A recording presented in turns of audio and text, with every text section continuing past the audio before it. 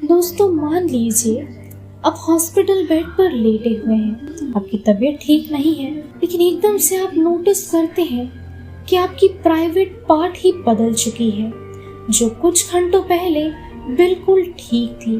तो आपका रिएक्शन कैसा होगा? वैसे आज की हमारी मूवी भी इसी टॉपिक से जुड़ी है, तो चलिए बिना देरी करते हुए इस मूवी के बारे में जान लेते हैं। मूवी की शुरुआत में हम शिन को देखते हैं। काफी समय से उसके पेट में दर्द हो रहा था। वही स्कूल जाने का समय हो चुका था। वो फ्रेश होकर तैयार होता है और खाने के लिए बैठता है, मगर बढ़ते पेट दर्द के कारण खाने का एक भी निवाला वो नहीं ले पा रहा था। शिन की माँ चिंतित थी, इसलिए वो उसे पेट दर्द की दवा देती है। अब क्लासेस के दौरान दोबारा उसका दर्द शुरू हो जाता है। उसे काफी तकलीफ हो रही थी। कुछ देर बाद अचानक से वो बाथरूम भागकर चला जाता है और टॉयलेट करते करते वो हैरान होने लगता है, क्योंकि उसके प्राइवेट पार्ट से खून निकल रहा था। आसपास मौजूद कुछ लड़के कहने लगते हैं, तुम्हें तो लड़कियों की तरह पीरियड्स हो रहा है। शिन को बेहद एम्बैरेसिंग महसूस होता है और वो वहां से भाग जाता है। घर पर वो अपनी इस बीमारी के विषय पर रिसर्च करने लगता है, जिससे कि उसे किसी तरह का हल मिल सके, मगर उसे किसी तरह का सलूशन नहीं मिलता है। वहीं उसका पेट बुरी तरह से दर्द हो रहा था। अब खाने की टेबल पर शिन के पिता उसकी पढ़ाई को लेकर उससे कुछ बातें करते हैं और बिना कुछ कहे वो वहां से बाथरूम की ओर भाग जाता है। शिन के माता पिता उसे चेक करने के लिए बाथरूम में जाते हैं और हैरान रह जाते हैं। उसके प्राइवेट पार्ट से खून निकलता हुआ देखकर वो दोनों फौरन उसे डॉक्टर के पास ले जाते हैं। चेकअप के बाद उसे कुछ मेडिसिन दी जाती है। अब अगले सीन में शिन के स्कूल के कई लड़के, यहाँ तक कि उसके दोस्त उसे चिढ़ाने लगते हैं। उसे अनाप शनाप बातें भी कही जाती है, जिससे उसे अच्छा महसूस नहीं होता है। अब लगभग 1 महीना बीत चुका था।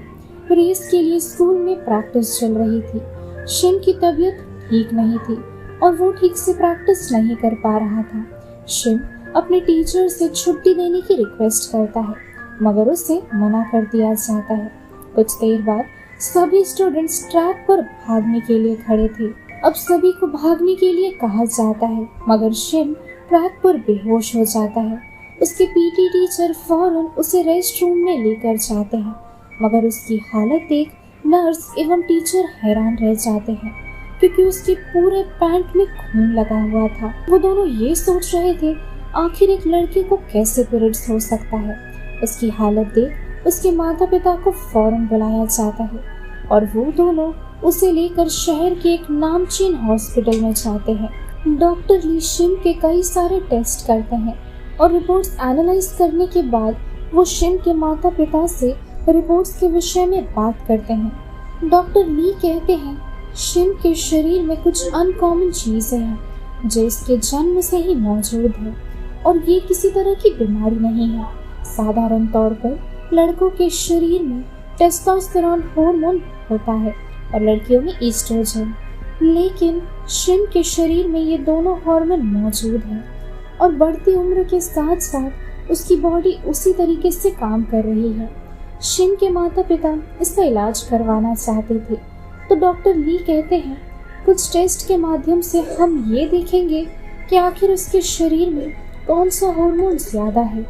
अगर टेस्टोस्टेरोन ज्यादा हुआ तो उसके शरीर से ईस्ट्रोजन हार्मोन को नष्ट कर दिया जाएगा, जिससे वो स्वस्थ और नॉर्मल हो जाएगा। लेकिन अगर उसके शरीर में ईस्ट्रोजन यानी कि लड़कियों की हार्मोन की मात्रा ज्यादा हुई, फिर टेस्टोस्टेरोन को नष्ट कर देना होगा। साथ ही उसके प्राइवेट पार्ट की भी ऑपरेशन करनी पड़ेगी। अगर सही समय पर एवं सही तरीके से ट्रीटमेंट नहीं किया गया, फिर शायद उसके शरीर में मौजूद वो 2 तरह के हार्मोन मिक्स होकर उसकी बॉडी फंक्शंस को तहस नहस कर देंगे और हो सकता है शायद इससे उसे कैंसर हो जाए और उसकी मौत हो जाए। ये सारी बातें शिन के माता पिता के लिए बॉम्ब की तरह थी, जिसके फटते ही उनका हाल देखने लायक था। वो दोनों इस बारे में सोचने लगते हैं। अब घर के रास्ते में शिम अपने माता पिता से अपनी बीमारी के बारे में पूछता है तो वो बताते हैं एक छोटे इन्फेक्शन की वजह से तुम्हारे साथ ऐसा हो रहा है, मगर चिंता मत करो, ये जल्द ठीक हो जाएगा। काफी सोचने के बाद उसकी दूसरी चेकअप करवाई जाती है, जिससे पता चलता है कि शिम के शरीर में ईस्ट्रोजन यानी महिलाओं के हार्मोन की मात्रा ज्यादा है। उसे स्वस्थ करने के लिए जल्द से जल्द उसका ऑपरेशन करना होगा, वरना उसकी मौत हो सकती है। सोहन के माता पिता कुछ समझ नहीं पा रहे थे, लेकिन बेटे को बचाने के लिए वो दोनों ऑपरेशन के लिए तैयार हो जाते हैं। वहीं इन चीजों के बारे में शिम को कुछ भी नहीं पता था। कुछ ही देर में वो क्या से क्या बन जाएगा, इस बारे में उसे भनक तक नहीं लगी। ऑपरेशन से पहले डॉक्टर ली के साथ उनका एक दोस्त बात कर रहा था। वो उन्हें ये ऑपरेशन करने से मना करता है, मगर डॉक्टर ली ऐसा करने से मना कर देते हैं। वैसे वो आदमी डॉक्टर ली को ऐसा क्यों कहता है, इस बारे में जानने के लिए आपको ये कहानी को अंत तक देखना होगा। अब दोस्तों, ऐसा ऑपरेशन पहले कभी भी इस शहर में नहीं हुआ, इसलिए मीडिया भी हॉस्पिटल चली आती है और वो लोग उसके प्राइवेट पार्ट की भी तस्वीर लेते हैं। शिम भले ही छोटा था, मगर वो बेहद एम्बैरेस्ड महसूस कर रहा था। उसे डर लग रहा था, वो घबराया हुआ था। अब ऑपरेशन के बाद शिम नोटिस करता है उसके प्राइवेट पार्ट लड़कियों की तरह बना दिया गया है और वो समझ पाता है कि उसके साथ क्या किया गया है। भले ही वो कुछ बोल नहीं पा रहा था, मगर इस बारे में जानकर वो रोने लगता है। साथ ही डॉक्टर उसे एक आम लड़की की तरह बनाने के लिए उसे कुछ मेडिसिन भी देते हैं और इसे लेने से कुछ ही हफ्ते में उसके ब्रेस्ट बढ़ने लगेंगे। अब यहाँ से सीन शिफ्ट होती है। कुछ महीने बीत चुके थे। शिम के बाल अब बड़े हो चुके थे। वो लड़कियों की तरह कपड़े पहनता था। उसके माता पिता उसे अब बेटी की तरह ट्रीट करते थे और अब उसका नाम शिम से सुजैन कर दिया गया था। वैसे दोस्तों, आज सुजैन का जन्मदिन है और उसके पिता उसके लिए एक डॉल लेकर आए थे। सुजैन को उनका यह तोहफा बिल्कुल भी पसंद नहीं आता है, क्योंकि भले ही उसका शरीर एक लड़के का है, मगर उसे अब भी लड़कियों की चीजें पसंद नहीं है। गुस्से में वो उस डॉल को जला देता है। सुजैन को नया माहौल देने के लिए उसे नए शहर के नए स्कूल में एडमिशन कराया जाता है। नए स्कूल में उसे दिया के पास बैठने को कहा जाता है। आसपास मौजूद इतनी सारी लड़कियों के बीच उसे अनकंफर्टेबल सा महसूस हो रहा था। क्लास के बीच उसकी ब्लीडिंग शुरू हो जाती है। पहले तो उसे कुछ समझ में नहीं आता है, मगर धीरे धीरे उसे रियलाइज होता है कि उसकी पीरियड शुरू हो गई है और वो सीधा लड़कों के बाथरूम की ओर भागती है। दोबारा अपनी गलती रियलाइज कर वो गर्ल्स वॉशरूम में जाती है और जैसे तैसे कोट से खुद को कवर कर लेती है। क्लासरूम में पहुंचकर वो नोटिस करती है दिया उसकी चेयर साफ कर रही है, जिस पर खून लगा हुआ था। सुजैन को दिया का ये सॉफ्ट जेस्चर अच्छा लगता है। दिया सुजैन से पूछती है, तुम अपने साथ पैड लेकर क्यों नहीं आई? वो जरूरी होता है। तो सुजैन इस बात को टाल देती है, ये कहकर कि ये उसके साथ पहली बार हुआ है। अब वो दोनों एक शॉप पर जाते हैं और वहां से सैनिटरी नैपकिन्स खरीदते हैं। इस दिन के बाद से वो दोनों घुलने मिलने लगे थे, साथ शॉपिंग करते थे और मस्ती भी करते थे और एक दूसरे की कंपनी काफी ज्यादा पसंद करते थे। कुछ दिनों के बाद सुजैन के डेस्क पर कुछ गिफ्ट्स और एक लव लेटर पड़ा हुआ था। उसे ये तोहफा स्कूल के सबसे पॉपुलर लड़के ने दिया था, मगर सुजैन ना तो उसमें इंटरेस्टेड थी और ना तो उसके तोहफों में। रात के समय वो घर पर दिया की तस्वीरें देखने लगती है। सुजैन दिया को अपने घर पर आने के लिए भी कहती है और दिया मान जाती है। दिया की आने की खुशी में सुजैन अपनी माँ को अच्छा खाना बनाने के लिए कहती है और बातों बातों में उसकी माँ कहती है, अब से तुम्हें भी खाना बनाना सीखना होगा, वरना शादी के बाद लोग तो मुझे ताना मारेंगे। दोस्तों, सुजैन की माँ ने ये बात बस यूं ही मजाक मजाक में कह दी थी, मगर सुजैन को इस बात से काफी बुरा लगता है, क्योंकि एक लड़की के शरीर में होकर भी उसकी फीलिंग्स लड़कियों की तरह नहीं थी।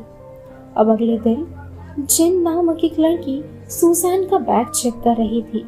उसके बैग में वो स्कूल के पॉपुलर लड़के का दिया हुआ लव लेटर ढूंढ रही थी। उसे लव लेटर तो नहीं मिलता, मगर उसके बदले उसे उसके बैग से कुछ मेडिसिन मिलती है और वो उसकी तस्वीरें खींच लेती है, ये सोचकर कि शायद ये मेडिसिन स्किन ग्लो करने के लिए या फिर सुंदर दिखने के लिए है। दिया उसे सुजैन का बैग रखने के लिए कहती है और फिर जिन वहां से चली जाती है। स्कूल के बाद सुजैन दिया को अपने घर लेकर आती है। कमरे में सुजैन का कंप्यूटर देख दिया वीडियो गेम्स खेलना चाहती थी। वीडियो गेम के बारे में सुन सुजैन खुश हो जाती है। अब जैसे ही दिया सुजैन का कंप्यूटर स्टार्ट करती है, उसका वॉलपेपर देख दिया को थोड़ा अजीब लगता है। असल में सुजैन ने अब तक अपनी पुरानी शिम वाली तस्वीर को वॉलपेपर पर रखा हुआ था। इस लड़के के बारे में पूछने पर सुजैन कहती है, ये मेरा भाई शिम है, मगर कुछ महीने पहले इसकी मौत हो गई थी। इस बारे में जानकर दिया को बुरा लगता है और कंसोल करते हुए वो सुजैन को गले लगा लेती है। दिया का ये सॉफ्ट जेस्चर भी सुजैन को अच्छा लगता है। अब रात के समय जिन यानी वो लड़की जिसने सुजैन के बैग से मेडिसिन की तस्वीरें खींची थी, वो दिया को बताती है कि वो मेडिसिन डिप्रेशन के लिए है। दिया को लगने लगता है शायद अपने भाई के मौत की वजह से सुजैन डिप्रेस्ड है, इसलिए वो डिसाइड करती है कि अब से वो सुजैन का अच्छे से ख्याल रखेगी, जिससे कि वो आसानी से डिप्रेशन से बाहर निकल सके। दिया फौरन सुजैन को बताती है कि कल उसका जन्मदिन है और वो कल का पूरा दिन अपनी खास फ्रेंड के साथ बिताना चाहती है। वो दोनों अगले दिन स्कूल ना जाकर मस्ती करने का प्लान बनाते हैं। दोनों काफी एंजॉय कर रहे थे, लेकिन रास्ते में एक आदमी सुजैन के साथ बदतमीजी करने की कोशिश करता है और दिया उसे अच्छा सबक सिखाती है। कुछ देर बाद सुजैन दिया को उसका बर्थडे गिफ्ट देती है और उसे ये काफी पसंद आता है। ये गिफ्ट वो अपनी माँ को भी दिखाती है, लेकिन उन्हें ये तोहफा बिल्कुल भी पसंद नहीं आता है और वो उस गिफ्ट के साथ साथ सुजैन की भी बड़ी बुरी तरीके से बेइज्जती करती है। सुजैन को बुरा लगता है और इस बात के लिए दिया सुजैन से माफी मांगती है और फिर वो कहती है कि असल में मेरी माँ पहले ऐसी नहीं थी, मैं काफी छोटी थी, तब किसी वजह से उनका डैड के साथ झगड़ा हो गया था और उन दोनों ने डिवोर्स ले लिया। तब से लेकर अब तक वो डिप्रेशन से भुगत रही है। डिप्रेशन कम करने के लिए उन्होंने कई बुरी चीज़ों का सेवन करना शुरू कर दिया, जिसके बाद से अब तक वो सबके साथ कड़वा और बुरा बोलती हैं। सुजैन दिया की इतनी पर्सनल बात जानकर समझ पाती है कि जिस तरीके से दिया उसके लिए खास दोस्त है, उसी तरह से दिया भी उसे अपना खास दोस्त मानती है।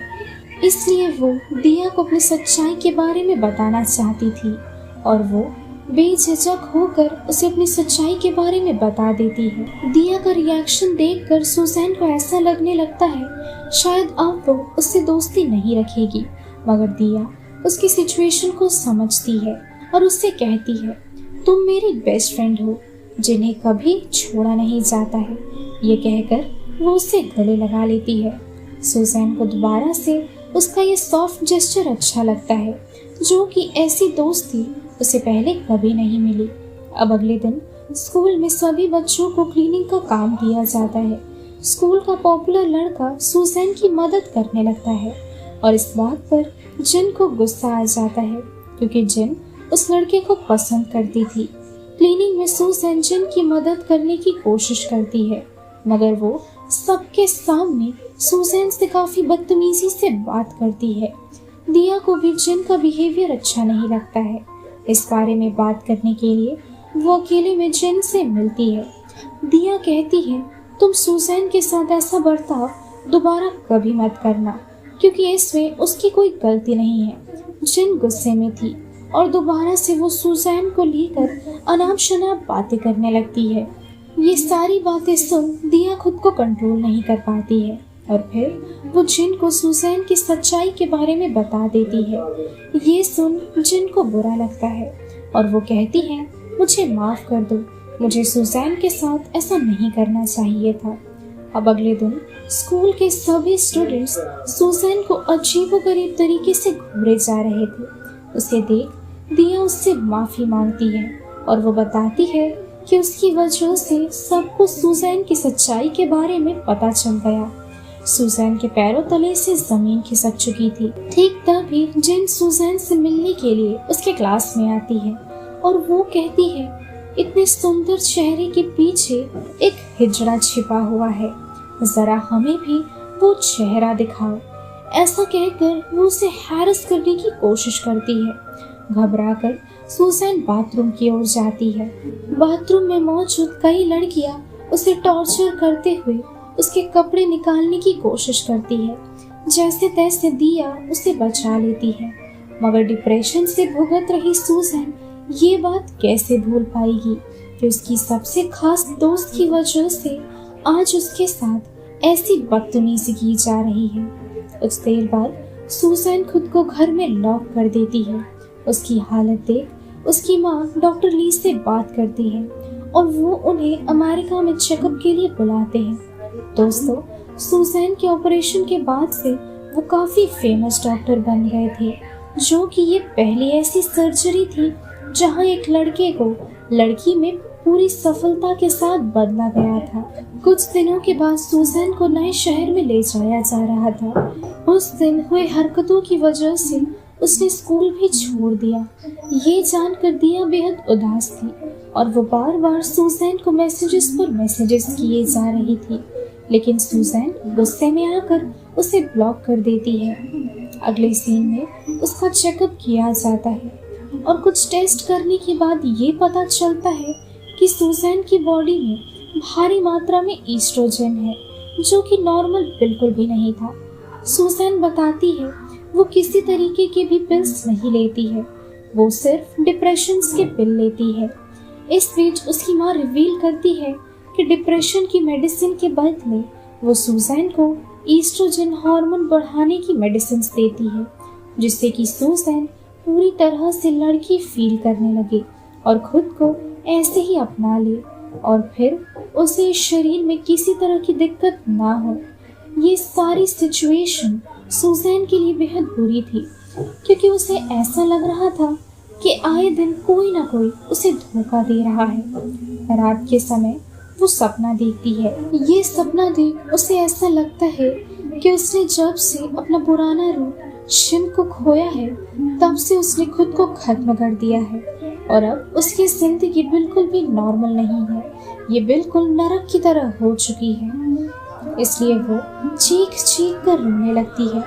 उसके माता पिता फौरन उसके कमरे में पहुंचकर उसे गले लगाकर उसे संभालने की कोशिश करते हैं और वो रोते हुए उनसे सवाल करती है, आखिर आप लोगों ने मुझसे बिना पूछे मेरी सर्जरी क्यों करवाई थी?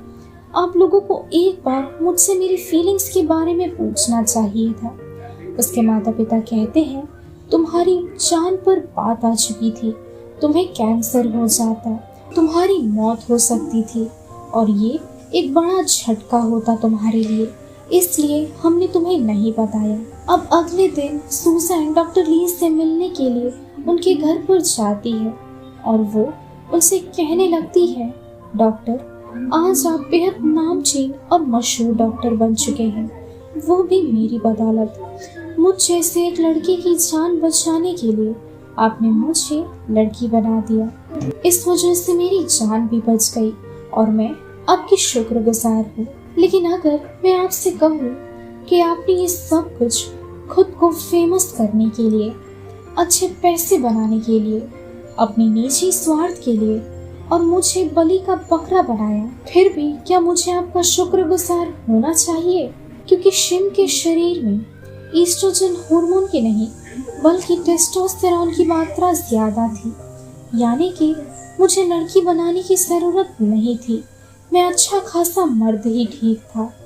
इस केस के जरिए आप तो अपना मतलब पूरा करना चाहते थे, जिससे कि लोग आपके बारे में जान सके और आप मशहूर हो जाए, और बिल्कुल वैसा ही हुआ। डॉक्टर ली उसकी बातें सुन हैरान होने लगते हैं, क्योंकि दोस्तों आखिरकार यही सच्चाई थी। वो सुसैन से पूछते हैं, तुम्हें इस बारे में कैसे पता चला?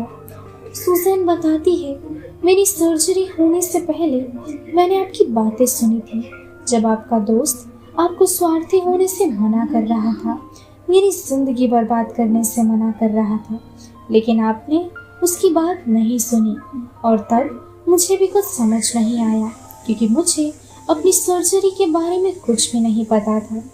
सुसैन रोते हुए कहती है, स्वार्थी होना गलत नहीं है, मगर अपने स्वार्थ के लिए किसी मासूम की पूरी दुनिया उजाड़ देना ये जरूर पाप है, और इस पाप का बदला मैं आपसे जरूर लूंगी, वो भी आपको पूरी तरीके से तबाह करके। अब दोस्तों, यहाँ से सीन शिफ्ट हो जाती है और हम देखते हैं सुसैन को अच्छे अच्छे कपड़े पहनकर सजते हुए।